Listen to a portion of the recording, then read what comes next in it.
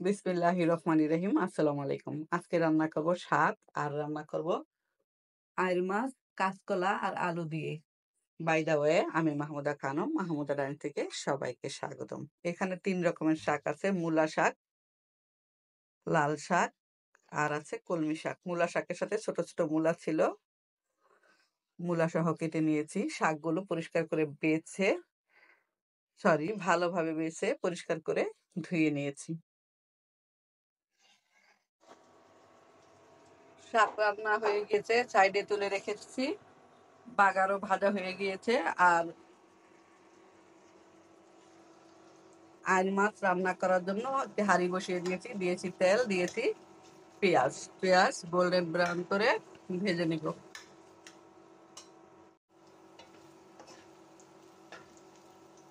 পেঁয়াজ অলমোস্ট ভাজা হয়ে গিয়েছে, দিয়ে দিচ্ছি রসুন বাটা দিয়ে দিলাম, সাথে একটু পানি দিয়ে দিলাম।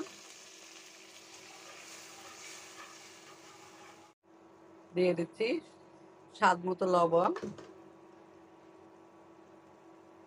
দিয়ে দিচ্ছি সামান্য মরিচের গুঁড়া, ছোট্ট চামচ দিয়ে দিচ্ছি আধা চামচ হলুদের গুঁড়া, একেবারেই 1 চিমটি।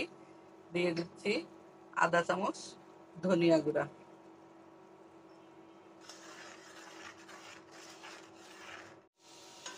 মশলা কষিয়ে নিয়েছি। এ পর্যায়ে দিয়ে দিচ্ছি পানি, সামান্য পানি দিয়ে দিলাম।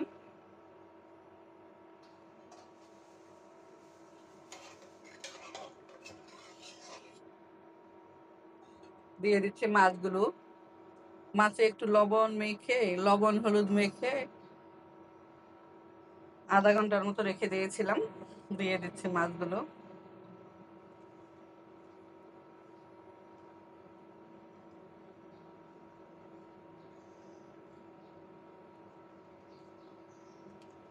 এক পাশে দিয়ে দিচ্ছি আলু,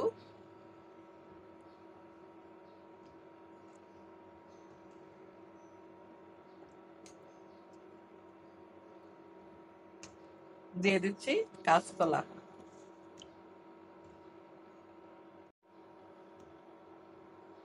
কাঁচকলা দিয়ে দিলাম। ঢাকনা দিয়ে ঢেকে কিছুক্ষণ কষিয়ে নেব।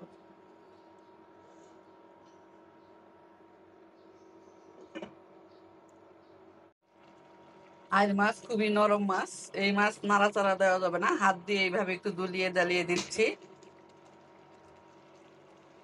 ভালোভাবে কষিয়ে নিলাম। এ পর্যায়ে দিয়ে দিচ্ছি ফিল্টার করা পানি।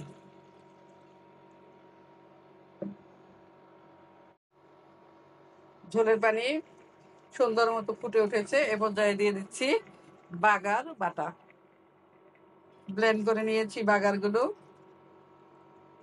একটু পানি দিয়ে পেস্ট করে দিয়ে দিলাম। ঢাকনা দিয়ে ঢেকে দিচ্ছি। আইল মাছ রান্না অলমোস্ট হয়ে গিয়েছে। এ পর্যায়ে আমি দিয়ে দিচ্ছি ধনিয়া পাতা, আর সাথে আছে কাঁচামরিচ।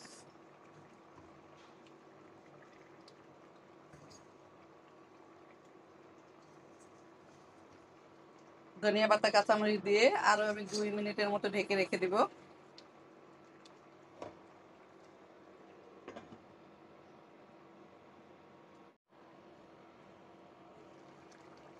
আইল মাছ রান্না অলমোস্ট ডান। পরিবেশন করব 20 মিনিট পরে।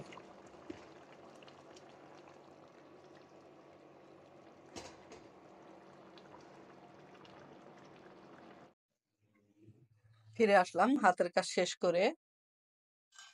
রান্না অলমোস্ট ডান। এখন পরিবেশন করছি কাঁচকলা দিয়ে আর আলু দিয়ে আইল মাছ রান্না করেছি।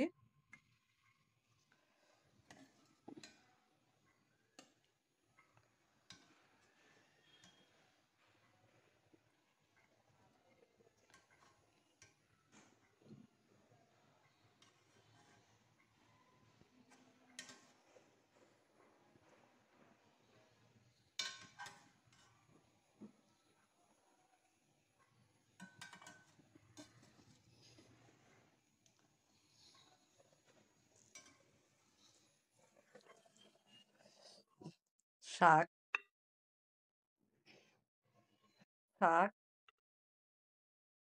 আর হচ্ছে আইল মাছ, কাঁচকলা আর আলু দিয়ে রান্না করেছি। শাক হচ্ছে